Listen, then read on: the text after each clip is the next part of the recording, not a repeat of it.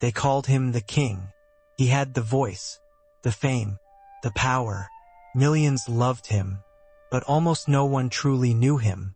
Behind the sold-out shows, behind the screaming crowds, there was a man who couldn't sleep, couldn't trust, and couldn't escape the life that fame built around him.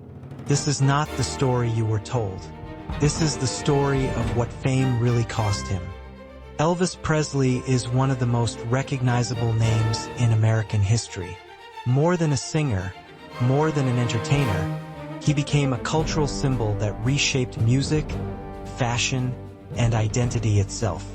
To millions of fans, Elvis represented freedom, rebellion, and the promise of the American dream. He was admired, adored, and worshipped. But behind the applause, behind the screaming crowds and flashing cameras, there lived a very different man. A man who was deeply lonely, emotionally fragile, and slowly imprisoned by the legend he never meant to create.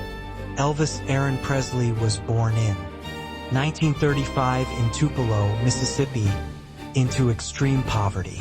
His family had almost nothing. The small wooden house he was born in barely stood, built with the help of neighbors. His father, Vernon Presley, struggled to keep steady work and was once imprisoned for forging a check, a desperate act born from desperation rather than malice. His mother, Gladys Presley, was gentle, emotionally vulnerable, and deeply devoted to her son. She loved Elvis with an intensity that would shape his entire emotional world. From the very beginning, Elvis grew up surrounded by instability. Money was always scarce. Security was never guaranteed. But one place offered him comfort: the church. Inside small southern churches, Elvis absorbed gospel music, blues, and spiritual hymns. Music became his refuge. It was not ambition that drove him toward sound and rhythm, but survival. Music gave him a sense of belonging when the world felt uncertain and cold. As a child, Elvis was shy and introverted. He was often bullied for being different, for dressing strangely, for carrying a guitar instead of fitting in. But when he sang, everything changed. His voice gave him an identity. It made people listen. It made him feel seen. Yet beneath that growing confidence was a deep fear of abandonment. Elvis feared losing the people he loved, especially his mother.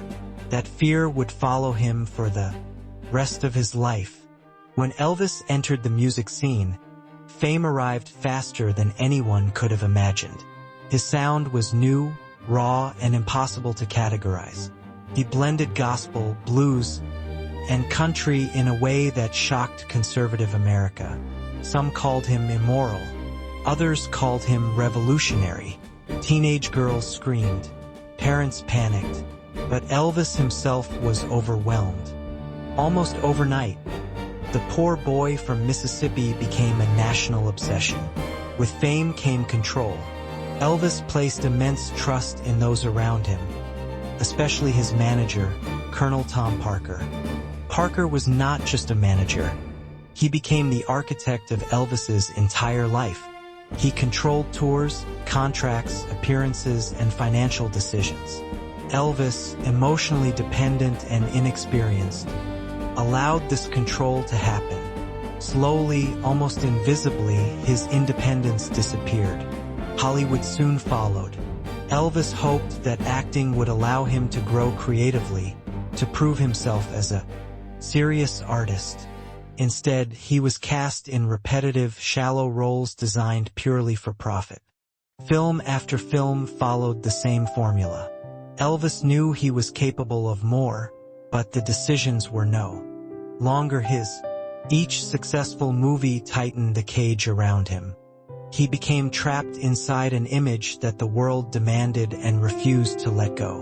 The turning point in Elvis's life came in 1958, when his mother, Gladys, died unexpectedly. Her death shattered him. She had been his emotional anchor, the one person who made him feel safe in a chaotic world. Without her, Elvis lost his sense of grounding. Those close to him noticed an immediate change. His anxiety deepened. His vulnerability increased. A quiet darkness began to follow him everywhere. To cope with the pressure, Elvis turned to medication. At first, it was prescribed to help him sleep, to manage exhaustion and relentless schedules. Over time, the pills became routine, then necessary, then unavoidable. Elvis did not use drugs to escape reality. He used them to survive it. The dependency grew slowly, hidden behind success and smiles, until it consumed him completely. Graceland, Elvis's famous mansion, became both a sanctuary and a prison. Inside its walls, he was protected from the outside world, but also isolated from truth. Surrounded by friends, staff, and admirers, Elvis was paradoxically alone. Few dared to challenge him. Fewer still dared to say no. The legend of the king distorted reality, leaving Elvis disconnected from himself. Despite global adoration, Elvis longed for genuine love and connection. Relationships were complicated by fame and mistrust. Marriage failed to provide the stability he craved. He was admired by millions, yet deeply misunderstood. The more famous he became, the harder it was for anyone to truly reach him. As his health deteriorated, expectations remained unchanged. Elvis was expected to perform, to smile, to embody the legend. The show could not stop.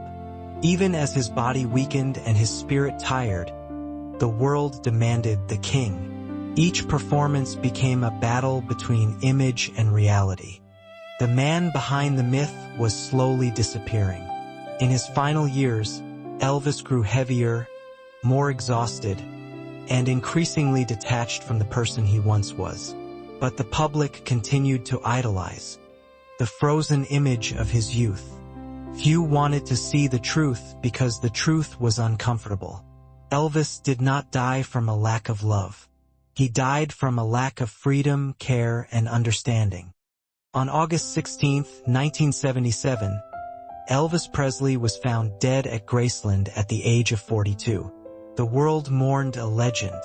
Tributes poured in. Records sold. Myths grew. But beneath the mourning was a quieter truth.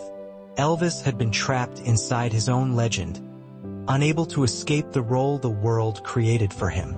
After his death, Elvis became immortal. He no longer aged. He no longer changed. His image was preserved forever in popular culture. But behind that image was a human being who had once dreamed of a simple life, of love without performance, of freedom without expectation. Elvis Presley changed music forever, but he never escaped the shadow of fame. His story is not just the story of a star. It is a warning, a reminder of how fame can elevate a person, then slowly consume them. Behind the fame, Elvis Presley was not a king. He was a man who never truly owned his own life. Elvis Presley ruled music, but fame ruled Elvis. And his story is not the only one. In our next chapter, Behind the Fame, we will follow another global icon, a woman loved by millions, chased by cameras, trapped by expectation. She lived in palaces, yet knew profound loneliness. She became the most photographed woman in the world, but never found peace. Her name was Princess Diana, and behind her smile was a story the world never truly understood.